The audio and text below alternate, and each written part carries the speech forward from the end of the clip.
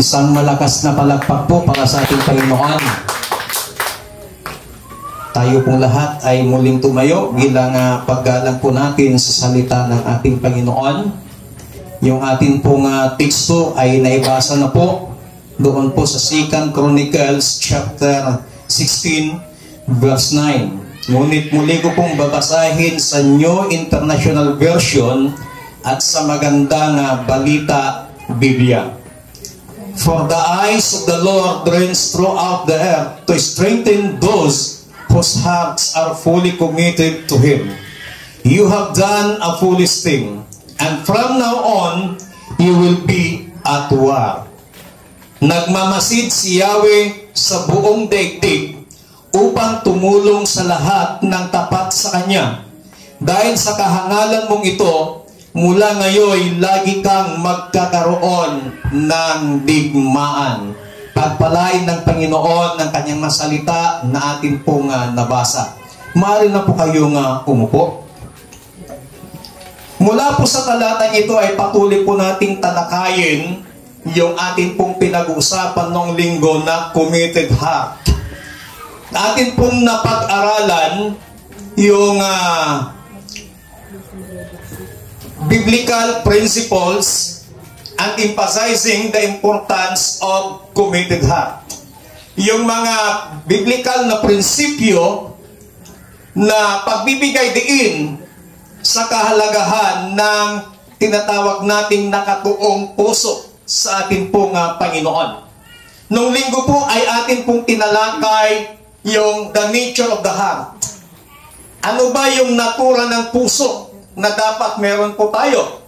Natapos po natin yung tinatawag nating unwavering loyalty o yung katapatan natin sa Panginoon, yung active obedience, at yung tinatawag nating wholehearted pursuit o yung buong puso na paglilingkod sa atin pong Panginoon. Ngayon naman po ay tatalakayin natin yung tinatawag na the reward of a committed heart. Yung mga gantimpala sa mga taong may committed na puso sa ating pong Panginoon.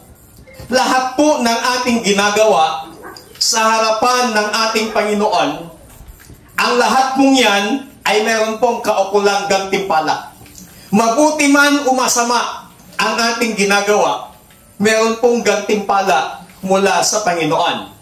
Siyempre, pag mabuting yung ginagawa, mabuting gantimpala ang yung tatanggapin mula sa Diyos. Pero kung masama yung ginagawa, masama din gantimpala ang tatanggapin natin sa Panginoon. Ang sinasabi po ng Biblia in the book of Ecclesiastes chapter 12, ng lahat ng ating ginagawa ay hindi natin maililihim sa Panginoon. Ang ibig sabihin noon, wala tayong pwedeng maitago sa Panginoon. At ang sabi ng unang Korinto, nang lahat tayo ay haharap sa hukuman ng Panginoon at bawat gawain ng tao, ito ay gagantimpalaan ng ating pong Panginoong Diyos. Kaya tatandaan po natin, kapag ang ating puso ay naitalaga natin sa ating Panginoon, kapag yung ating commitment sa paglilingkod sa Panginoon na whatever trials, whatever situation sa ating mga buhay na ating pinagdadaanan, still tayo po ay nagiging tapat, still na nakikita ng Panginoon na yung puso natin ay tapat sa Kanya. Kapatid, meron pong nakalaang gantimpala na inilaan ang Panginoon sa bawat tao na patuloy na nagkukumit ng kanilang sarili, sa bawat tao na patuloy na nagkukumit ng kanilang puso sa paglilingkod sa ating pong Panginoon. Sa verse 9 sa ating pong teksto, ang sinabi po dito, for the eyes of the Lord range throughout the earth to strengthen those whose hearts are fully committed to Him. You have done a foolish thing, and from now on, you will be at war. Unang-una po na reward sa mga taong may committed heart. Ito yung tinatawag na mababasa natin sa verse 9b. Ang sabi niya dito, to strengthen those whose hearts are fully committed to Him. Unang gantimpala, you are strengthened by God. Palalakasin ka ng ating pong Panginoon. God strengthens those whose hearts are fully committed to Him.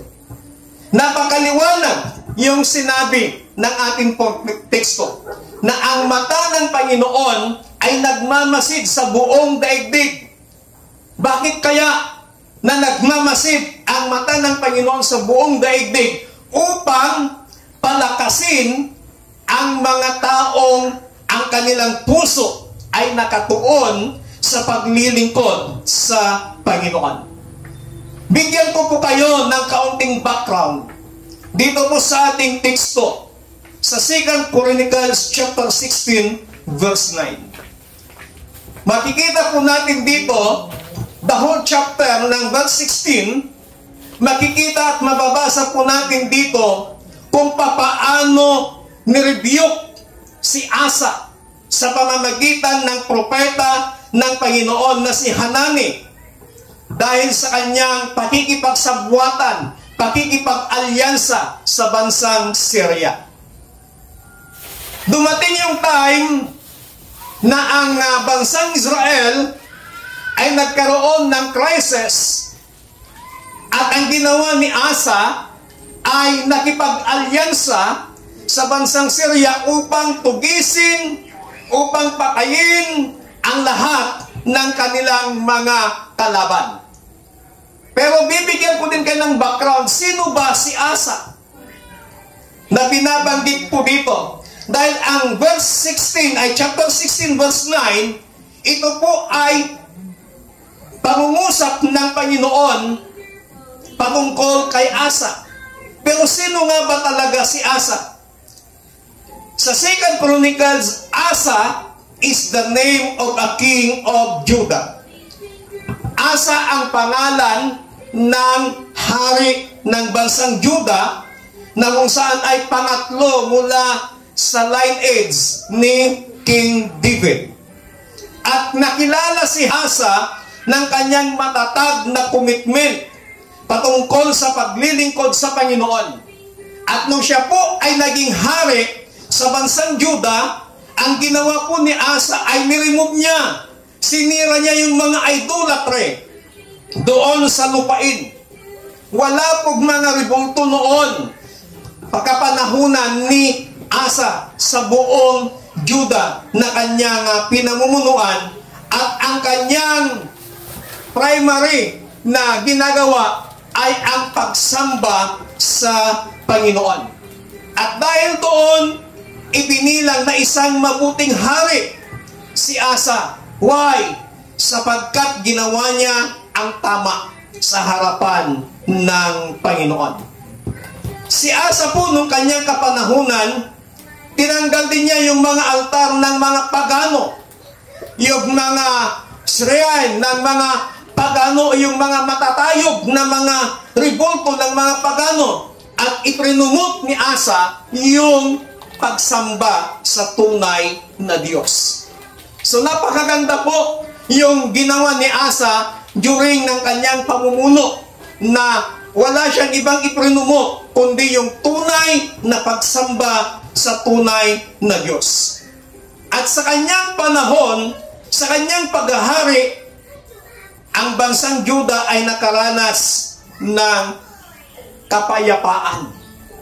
Sa loob ng maraming taon na pamumuno ni Asa sa buong Judah ay nakaranas ng buong o ng kapayapaan sa buong lupain ng Judah sa pamumuno po ni Judah, ni Asa. At kung titignan po natin sa kabila ng matatag na commitment ni Asa, sa kabila ng kanyang paglilingkod sa Panginoon, sa kabila ng kanyang matibay na pagpupromote ng pagsamba sa tunay na Diyos, dumating yung time na nagkaroon ng maling decision si Asa. Yung kanyang decision ay nagtiwala siya sa kakayahan ng tao, hindi sa kakayahan ng Diyos. Kailan ginawa ni Asa ang decision niya? Noong nakaranas ng crisis ang bansang Juda na kanyang pinamumunuan. Kaya siya nakipag-alyansa doon sa bansang Syria upang sila'y tulungan. Nakalimutan na ni Asa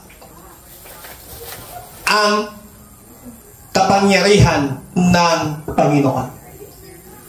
But nakalimutan na ni Asa ang sinabi ng Panginoon na, "For the eyes of the Lord reigns throughout the earth to strengthen those whose hearts are fully committed to Him."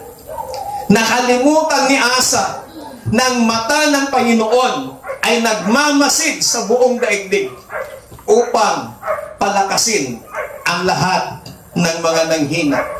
During this time, si Asa, nakalimutan niya ang salita ng Panginoon.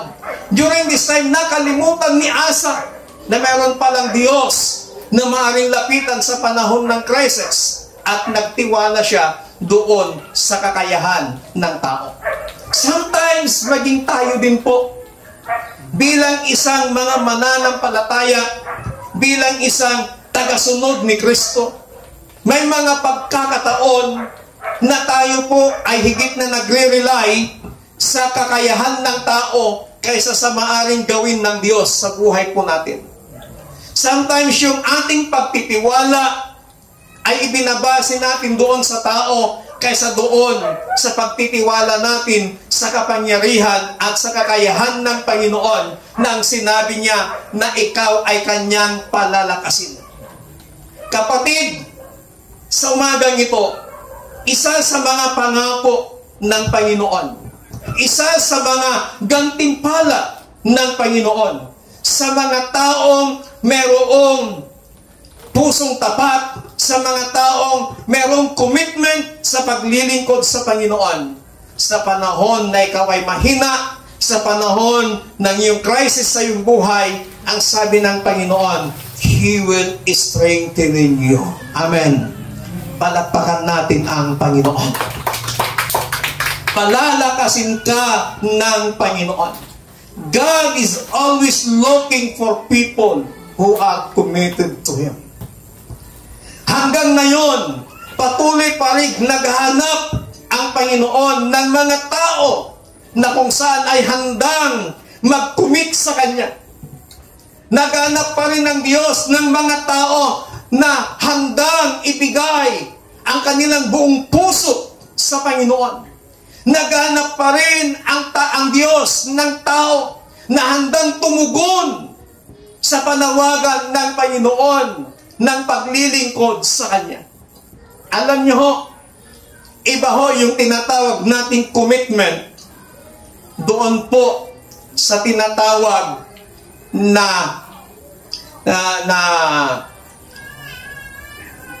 ministry.